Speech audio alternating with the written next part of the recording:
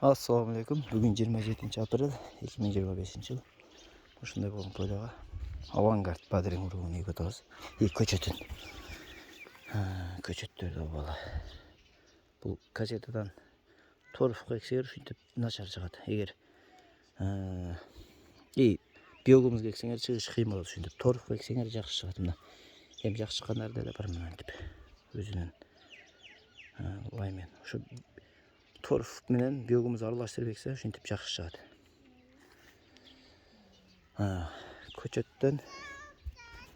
Көчөткө чейинки аралыгы 40тан. Бул жагы 40, бул көчөттөн бул жагы 45-50.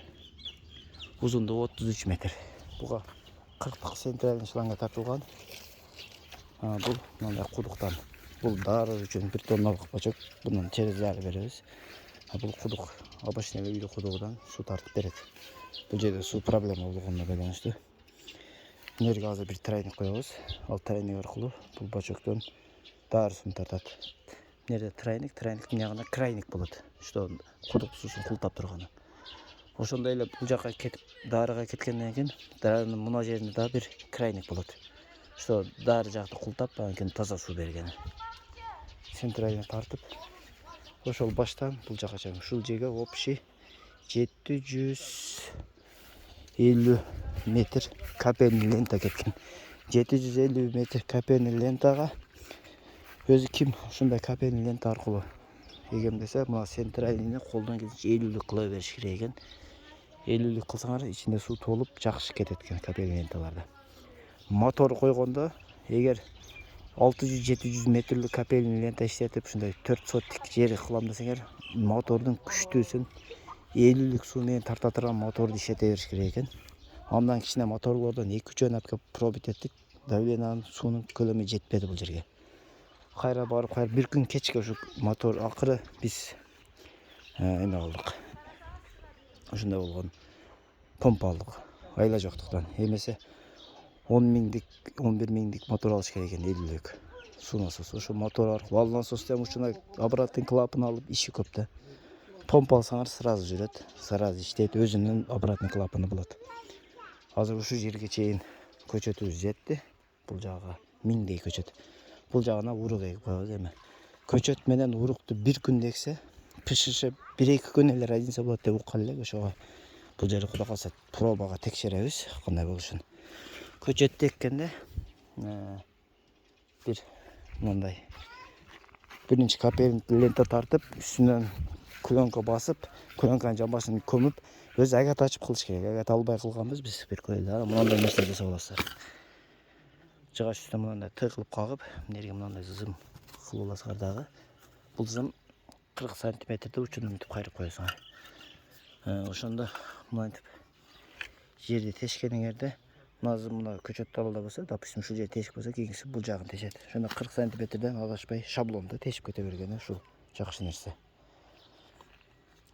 Эккенди бир көрсөтөлү.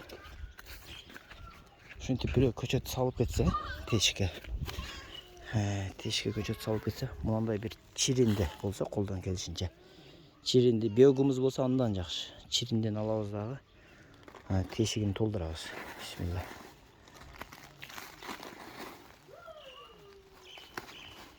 Тешигин толтуруп, кол менен жамбаштарын кичине ныктап, көп эмес аз-аз кысып койбош керек тамырды. Мынтип клёнканы оозун да жабыш керек. Мына клёнканы оозун жапсак, аба кирбеш керек мынанын ичине. Ичиндеги чөптөр эртең өсүп, аба кирбегендигинин эсебинен өздөрү ирип кетет. Анан үстүнөн кичине басып коебуз мынтип. Ушинтип кете беребиз.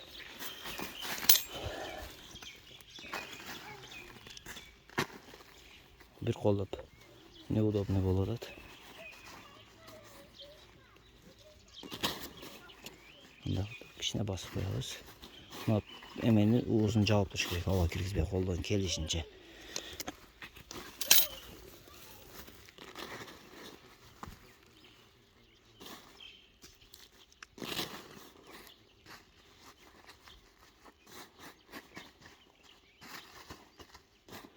Чиринде болсо ишиңер жакшы. Көчөт өзүнө келиши тездешет. Эги бүткөндөн кийин анан суу кое беребиз. Авангард урук.